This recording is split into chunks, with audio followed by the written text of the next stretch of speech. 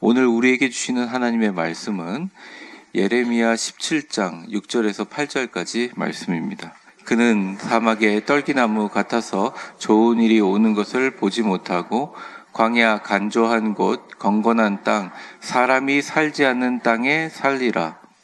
그러나 무릇 여호와를 의지하며 여호와를 의뢰하는 그 사람은 복을 받을 것이라. 그는 물가에 심어진 나무가 그 뿌리를 강변에 뻗치고 더위가 올지라도 두려워하지 아니하며 그 입이 청정하며 가무는 해에도 걱정이 없고 결실이 그치지 아니함 같으리라. 아멘. 나무의 생명력은 토양에 닿아 있는 뿌리에 있습니다. 뿌리는 토양으로부터 각종 미네랄 여러 가지 양분들을 그리고 수분을 빨아들여 실제로 나무를 살리는 역할을 합니다. 사막 한가운데 서 있는 떨기나무는 뿌리가 얕아서 가뭄이 오면 금세 시들어 버립니다. 그러나 강가에 깊이 뿌리 내린 나무는 가뭄이 와도 어떤 환경에도 푸르게 살아남습니다. 뿌리의 깊이는 생명의 깊이입니다. 오늘 말씀은 두 종류의 나무에 대한 묘사입니다. 그런데 깊이 이 본문을 읽어가다 보면 이것은 과연 나무의 이야기가 아니라 사람의 이야기라는 것을 발견할 수 있겠죠. 오늘 본문을 쭉 한번 보여주시면 빨간 글씨만 조금 집중해 보면 이제 그는 떨기나무라고 하는 게 아니라 떨기나무 같다 이렇게 얘기합니다. 또 그 사람은 그는 물개에 심기어진 나무 같다라고 표현합니다. 즉 이것은 이 시대를 살아가는 다른 종류의 뿌리와 다른 종류의 뿌리로서 이 땅을 살아가는 다른 종류의 사람에 대한 이야기임을 우리는 알 수 있죠. 표로 보면 이렇습니다. 자기 자신을 의지하는 사막에서 시들어가는 떨기나무 같은 사람들, 하나님을 의지하는 강가에 깊이 뿌리 내린 푸른 나무 같은 사람들, 이 두 종류의 나무 같은 사람의 이야기라고 할 수 있습니다. 오늘 그리스도 안에서 깊이 뿌리 내리라, 그리스도 안에 깊이 뿌리 내리라 라는 제목으로 우리가 신앙과 선교적인 삶에 이 뿌리 내린다는 의미가 어떤 의미인지, 그리고 우리가 잘 뿌리 내린다는 것이 그리스도의 계절이 오게 하는데 어떤 우리가 하나님의 거대한 위대한 사역에 동참할 수 있는지 한번 같이 살펴보도록 하겠습니다. 첫 번째입니다. 우리 같이 읽어볼까요? 시작. 얕은 물이 선지자 예레미야는 아주 어려운 시대에 살아온 선지자입니다. 고난을 많이 받아서 눈물의 선지자라고 이야기하죠. 남유다 왕국이 바벨론에게 멸망하기 직전까지 하나님의 심판을 선포했던 분입니다. 그의 예언은 기원전 626년부터 586년 사이에 이루어졌고 이 시기에는 정치적 혼란과 영적 타락이 극심했던 시기였습니다. 원래 유다 왕국은 하나님의 말씀과 율법에 기초한 왕국인데 그 율법을 잊어버리고 주변 강대국의 문화와 또 그들의 종교를 받아들이면서 급속하게 타락되었어요. 특별히 바알과 아세라를 섬기는 가나안 종교가 유대 사회에 깊숙이 스며들었으며 사실은 위에 있는 지도층인 왕들과 백성들은 하나님의 말씀이 아니라 무속과 그리고 그 안에 있는 여러 가지 가나안의 자연주의인 애니미즘이 있는 종교들을 받아들여서 정해진 때에 하나님 앞에 제물과 제사를 드리지만 그들의 마음속에 깊숙이 숨어 있는 것은 가나안 종교나 문화나 그런 것들로 가져온 내 삶에 실질적인 복을 주는 여러 가지 도구들을 가지면서 이중적으로 신앙생활을 했던 때입니다. 당연한 결과로 그들은 하나님보다 당시에 주변에 있는 강대국인 바벨론과 이집트죠. 애굽의 힘을 정치적인 동맹을 더 신뢰했습니다. 하나님은 여러 선지자를 통해서 회개를 촉구하였지만 백성들은 그들을 무시하고 오히려 거짓 선지자의 말을 신뢰했습니다. 이 시기에 유대 민족에 대해서 오늘 예레미야는 이렇게 이야기합니다. 6절, 그는 사막의 떨기나무 같아서 좋은 일이 오는 걸 보지 못한다. 광야 간조한 곳, 간조라는 말은 옛날 말인데 건조한 곳을 이야기합니다. 쉽게 말하면 건건한 땅, 건조한 땅, 사람이 살지 않는 땅을 말한다.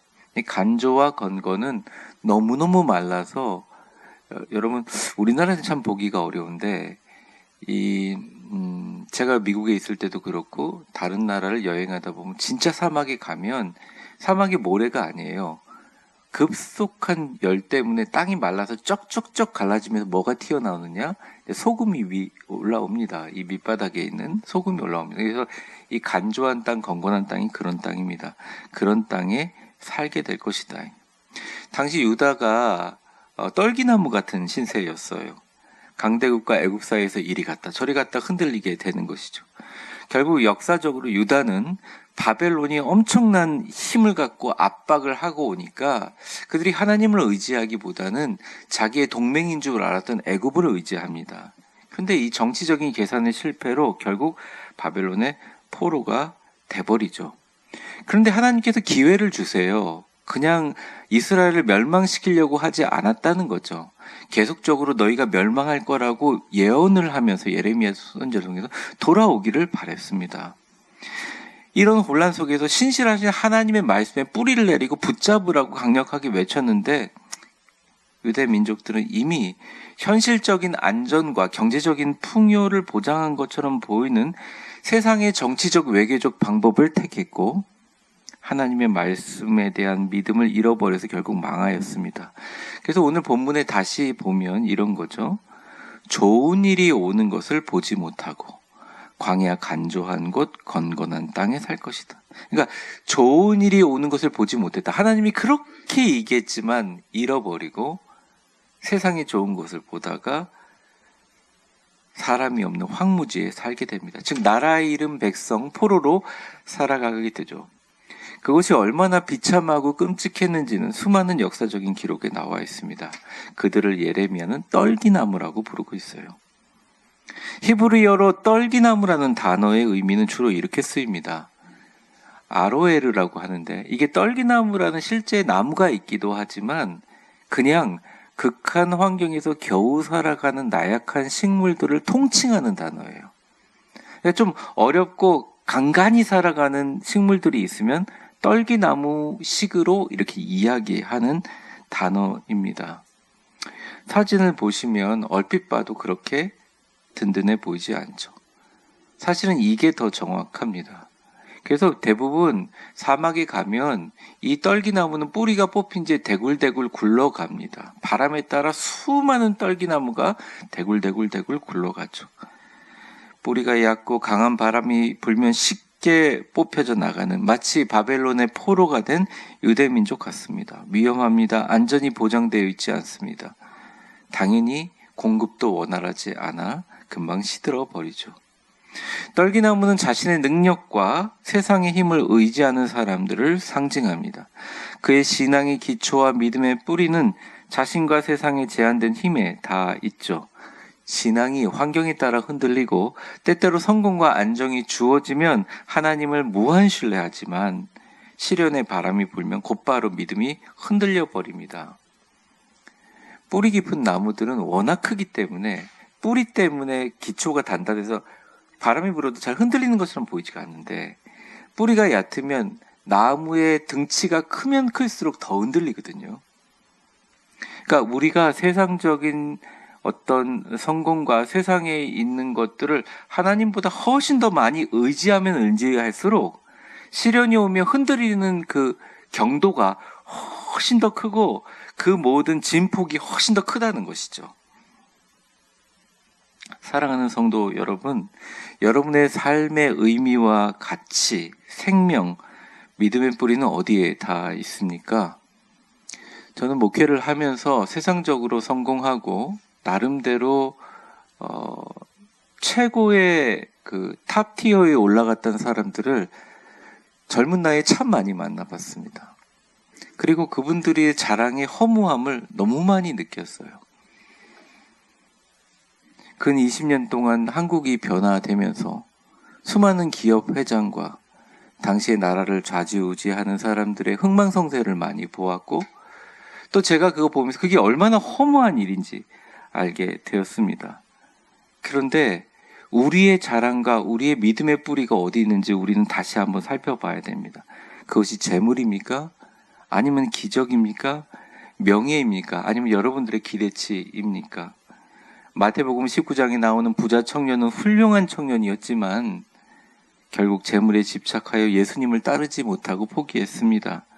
그의 믿음의 뿌리는 물질에 닿아 있었죠. 광야의 이스라엘 백성들은 엄청난 기적을 하나님께서 보여주시고 10가지 기적으로 출애굽을 하셨는데, 수많은 구름 기둥과 불 기둥으로 기적을 보여주셔도 단 한 번만 물이 쓰면 불평하고 결국 가나안에 가지 못했습니다. 그들의 믿음의 뿌리가 현상적인 기적에만 머물러 있었기 때문입니다. 가룟 유다는 예수님을 따르는 제자였지만 그가 생각하는 메시아의 모습이 아니라서 실망하고 주님을 배신했습니다. 그의 뿌리는 하나님의 나라를 향한 것이 아니라, 예수님을 향한 것이 아니라 세상의 명예와 권력이었죠. 우리가 주님을 의지하지 않고 세상만 의지하면 그것은 마치 건조한 땅, 딱딱한 땅, 뿌리가 깊게 내리지도 못하게 만드는 땅에 있는, 그리고 죽어가는 떨기나무와 같은 운명이 된다는 것입니다. 지금은 모릅니다. 엄청난 고난이 다가올 때 우리는 모두 다 그 결과를 알게 된다는 것이죠. 그래서 사실은 뿌리가 얕으면 지표면에 있는, 뿌리가 얕은 게 나쁜 것만은 아니에요. 여러분들 막 그 잡초들 보세요. 뿌리가 얇으면요, 성장 속도가 느리지 않습니다. 지표면에 있는 양분을 빨아들여 굉장히 급속도로 빠르게 자랍니다. 그런데 뿌리가 깊지 않아서 결국 시들어 버리면 제일 먼저 확 다 죽어버린다는 것이죠. 예수님이 마태복음 13장 21절에 이렇게 얘기했습니다. 한번 같이 읽어볼까요? 시작. 그 속에 뿌리가 없어 잠시 견디다가 말씀으로 말미암아 환난이나 박해가 일어날 때는 곧 넘어지는. 예수님이 말씀하십니다. 신앙이 없는 사람이 없다. 하나님을 찾고자 하는 영성이 없는 사람은 없다. 다 나름대로 신앙을 열심히 하고 있지만 뿌리가 깊지 않으면 이 지속성이 없다는 거예요. 그 뿌리를 사람에게 둔다든지, 그 뿌리를 교회 건물에게, 그 뿌리를 교회 시스템이나 사회적 정의에 둔다든지, 뭐 여러 가지가 있죠, 우리 가운데. 그런데 그 뿌리를 예수님께 두지 않는 자들은 금방 흔들릴 수밖에 없다는 거예요. 하나님께 두지 않으면 금방 흔들릴 수밖에 없다는 것이에요. 그 속에 뿌리가 없어 잠시 견디다가 말씀으로 말미암아 환난이나 박해가 일어날 때에는 곧 넘어지는 자예요. 예수님이 이렇게 말씀하십니다. 우리가 중국 교회를 무시했었죠. 환난이 있기 전에는 말입니다. 중국 교회가 마치 지하 교회처럼 비조직된 교회처럼 무시했었습니다. 1년에 1억 명씩 중국의 교회의 교인들이 늘어나는 것을 보면서 일시적인 현상이라고 생각하고 어떤 분은 부러워하고 그냥 그렇지라고 생각했습니다. 그런데 교회를 쥐잡듯이 잡아서 시진핑의 사진을 걸어놓지 않으면 교회 건물을 운영할 수가 없고, 목사님이 설교문들을 다 공산당에 제출하지 않으면 설교를 할 수가 없고, 그러니까 너무 어려운 상황에서 고통당하고 있다 보니 교회라는 정말 기능을 다 못하는 어려움이 생겼어요. 그런데 그 가운데 하나님께서 역사하셔서 지금 중국에 있는 기독교의 역사를 하나님께서 새롭게 하고 있습니다. 그것은 뭐냐면 그들의 나무와 줄기가 아니라 뿌리가 예수님께 다 있었다는 것이죠. 사랑하는 성도 여러분, 뿌리가 없다는 것은 자신의 능력을 의지하고 결국 사는 우리 삶의 모습이며 시험 올 때 무너지는 인간 본연의 실존입니다. 이 땅에 우리를 복의 전달자로, 빛의 사람으로, 유통자로 살아가기 위해서 우리 노력만으로는 안 됩니다. 우리의 뿌리가 인간의 노력과 공로라는 흙의 표면보다 더 깊게 들어가서 예수님과 맞닿아 있어야 합니다. 오늘 성가대가 찬양할 때 제가 깜짝 놀랐는데요. 그리스도 안에서 뿌리를 깊게 내린다는 것은 우리의 능력과 우리의 생각과 우리의 계획 속에 철저하게 예수 그리스도를 의지하는 마음이 있어야 한다는 것입니다. 깊이 있는 믿음, 깊이 있는 영성, 깊이 있는 신앙은 예수 그리스도께 뿌리 내림이 아니라 예수 그리스도께 깊게 뿌리 내림을 전제로 합니다. 그러므로 예수님에 더 의지하는 것이 우리가 뿌리 내리는 세상의 지표면에 있다면 그 지표면 1단계를 뚫는 게 너무 힘들지만 세상의 물질과 명예와 욕심과 기적의 그 현상적인 것을 뚫고 더 한 단계로 깊게 들어가는 것. 예수님의 도우심을 구하는 겸손함과 기도. 어렵고 힘들 때 사람에게 의지하기보다는 하나님께 더 나아가서 무릎 꿇을 수 있는 영성. 그것은 더 깊게 들어가는 강력한 믿음의 뿌리가 깊게 내리고 있음을 의미합니다. 그렇다면 우리는 어떻게 살아야 할까요? 두 번째입니다. 우리 같이 읽어보겠습니다. 시작. 깊은 뿌리는 축복입니다. 물가에 심긴 성경을 한번 읽어보면 7절과 8절입니다. 같이 읽어보겠습니다. 시작. 그러나 무릇 여호와를 의지하고 여호와를 의뢰하는 그 사람은 복을 받을 것이라. 그는 물가에 심기어진 나무가 그 뿌리를 강변에 뻗치고 더위가 올지라도 두려워하지 아니하며 그 잎이 청청하며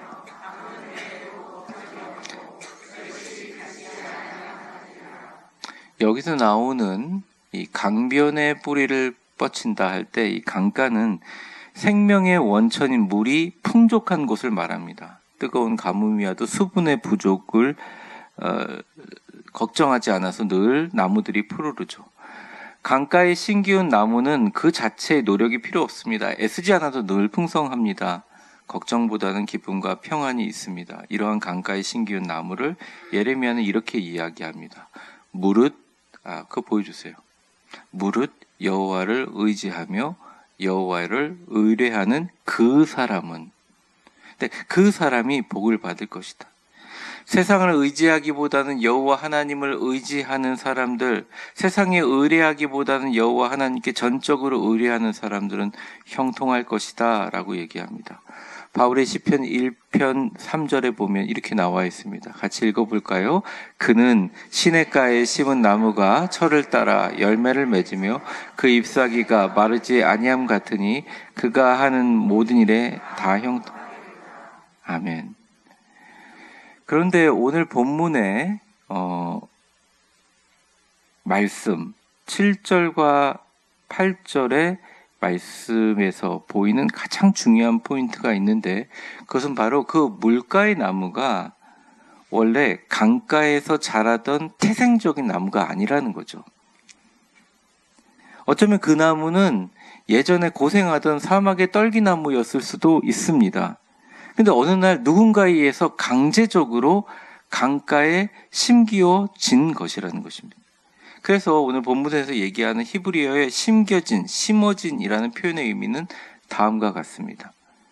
샤툴이라고 하는데 그곳에 씨가 떨어져서 우연히 또는 자연스럽게 자라난 것이 아니라 의도적으로 누군가에 의해 옮겨져 심어진 것을 의미한다.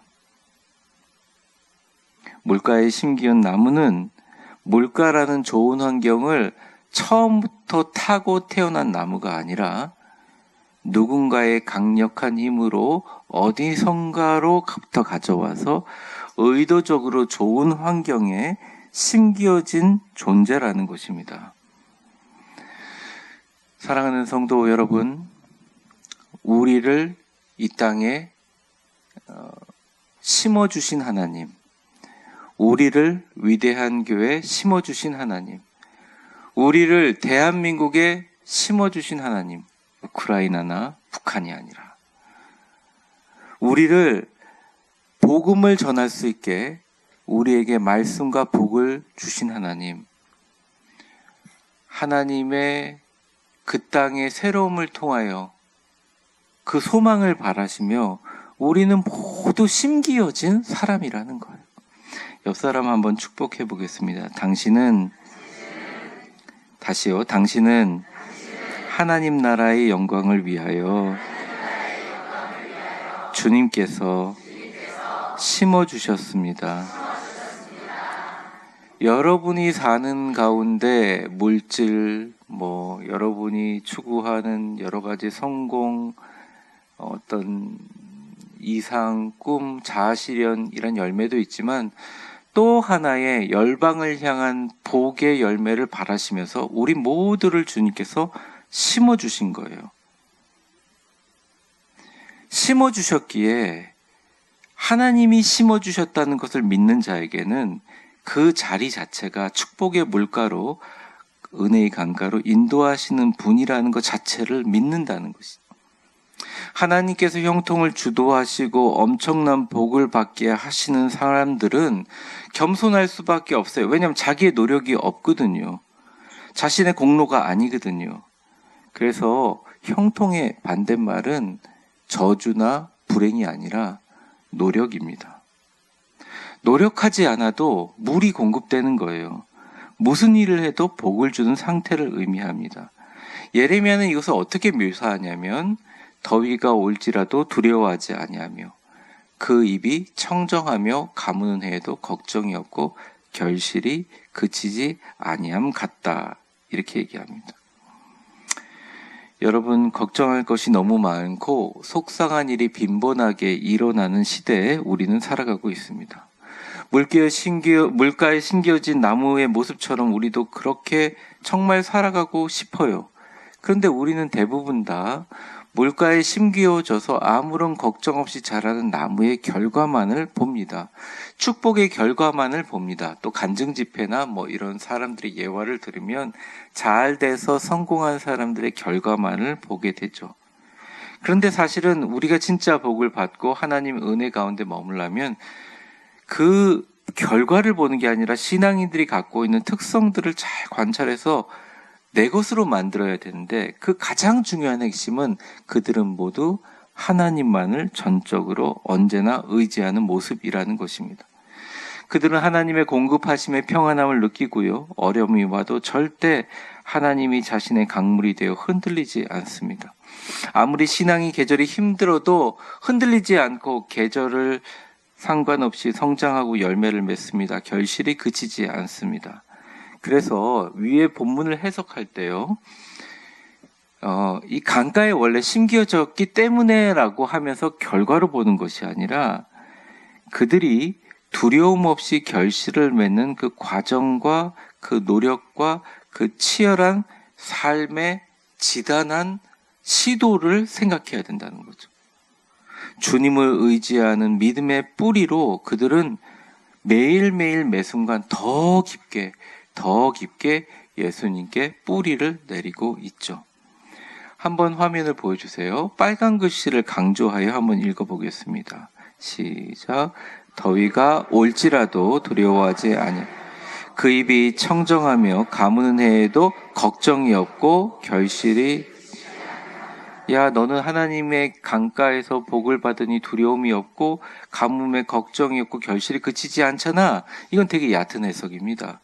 오히려 하나님을 의지하기에 사막의 떨기나무 같던 우리였지만 우리가 의지하고 화면 보여주세요. 뿌리 내리는 예수 그리스도 때문에 두려워하지 않고, 그러니까 더위가 와도 두려워하지 않고 걱정하지 않고 결실을 그치지 않는 정말 하나님의 말씀.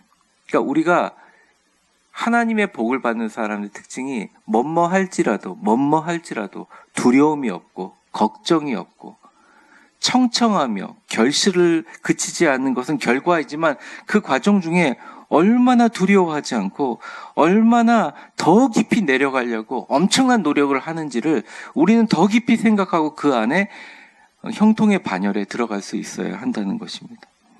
배신과 시련의 아픔 가운데서도 믿음을 지키면서 결국 이스라엘의 민족을 구원했던 요셉처럼 사자굴의 위협 속에서도 죽음의 위협 속에서 하나님을 신뢰하고 보란듯이 창을 열어놓고 하루에 3번 기도했던 다니엘처럼 하나님을 신뢰하는 깊이 뿌리내린 신앙의 축복의 결과만을 평가한 것이 아니라 그들이 얼마나 공포스럽고 얼마나 고통스럽고 흔들릴 만한 상황 속에서도 세상의 흙의 표편에 있는 사람들의 지혜와 지식과 자신의 자랑을 의지하지 않고 더 깊이 하나님을 그 지표층을 뚫고 들어가서 하나님을 더 깊게 의지했다는 사실이 더 중요한 우리의 신앙적인 의미가 되어야 한다는 것입니다. 어쩌면 여러분들은 1차적인 어떤 흙의 표면에 세상의 끄트머리에 닿아서 절벽 위에서 아니면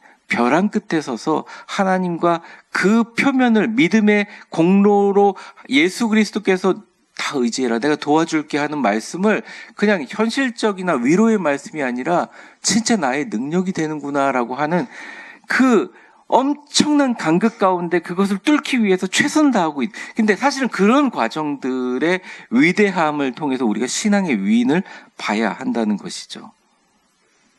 그러니까 주님을 의지하는 표상은 뿌리가 아니라 뿌리 내림이라는 것입니다. 뿌리 내림이라는 고난과 역경을 의미하는 거예요. 하나님께서 우리 대한민국에 반드시 좋은 날을 주시고 역사하실 줄 믿습니다. 하나님의 공의가 이루어질 거라고 저는 생각합니다. 믿어 의심치 않습니다. 어쨌든 어려움과 역경이 있지만 조금 뿌리 내리다가 힘들고 어려워서 멈추는 우리가 아니라 그 뿌리를 지표면을 뚫고 물이 없어? 그럼 더 깊게. 우리에게 힘이 없어? 더 깊게. 우리에게 소망이 없어 보여? 더 깊게 뿌리를 내리는 고난과 역경을 통해서 성장할 때 그 나무는 온 세상에 하나님의 복을 전달하는 축복의 유통자 같은 나무가 된다는 것이죠. 뿌리 내림의 결과는 생명이요 형통이라는 것입니다. 광활한 아프리카 사막에 혹독한 환경과 싸우며 생명을 이어가는 바오밥 나무는 인내와 공급의 상징으로 우뚝 서 있는 기념비적인 존재입니다. 왜 생명의 나무냐? 이 나무는 높이가 거의 30m에 달하고요. 수천 년을 사는 세상에서 가장 장수하는 나무입니다. 존재감 자체가 초현실적이죠. 주변의 척박한 환경을 이겨내고 있습니다. 거대하게 부풀어 오른 줄기에 수천 리터의 물을 저장해서 가뭄이 생겨도 극심한 계절에도 생계를 유지할 수 있습니다. 그런데 이 인상적인 외관 외에 더 큰 비밀이 숨어져 있는데요. 바로 땅 속에 깊고 넓게 뻗어 있는 뿌리 시스템이 지표면이 건조하고 생명이 없을 때도 자신을 지탱해주는 숨겨진 물의 저장소를 찾는 것입니다. 2부 예배 때는 사진을 따로 보여주세요. 왼쪽 사진은 제가 보기에 왼쪽 사진, 여러분들 어느 쪽입니까? 잘 모르겠는데 오른쪽입니까? 왼쪽 사진 맞네요. 왼쪽 사진은 뿌리가 얼마나 깊은지 그 사람들이 그린 것입니다. 여러분 나무가 30m면 뿌리가 얼마나 하겠어요? 근데 이게 사막이다 보니까 아프리카라 보니까 엄청난 뿌리인데 이 뿌리가 너무너무 왜 수천 년을 사느냐 이해가 되시죠? 오른쪽 그림은 여러분들이 다 아는 생텍쥐베리의 어린 왕자에서 나오는 그림입니다. 어린 왕자가 얘기합니다. 야 바오밥 나무야 네가 뿌리가 너무 깊어가지고 이 행성을 다 파괴할 것 같다라고 얘기하는 그런 그림을 말하는 거죠.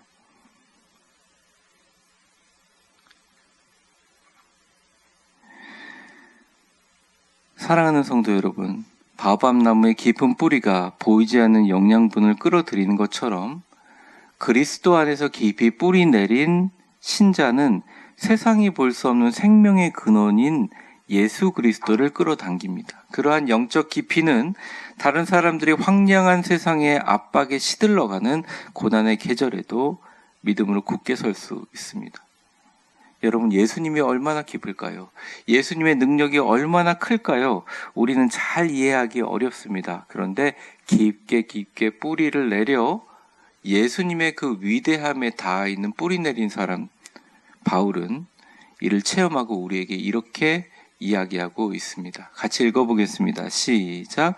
능히 모든 성도와 함께 지식이 넘치는 그리스도의 사랑을 알고 그 너비와 길이와 높이와 깊이가 어떠함을 깨달아 하나님의 모든 충만한 그것으로 너에게 충만하게. 아멘.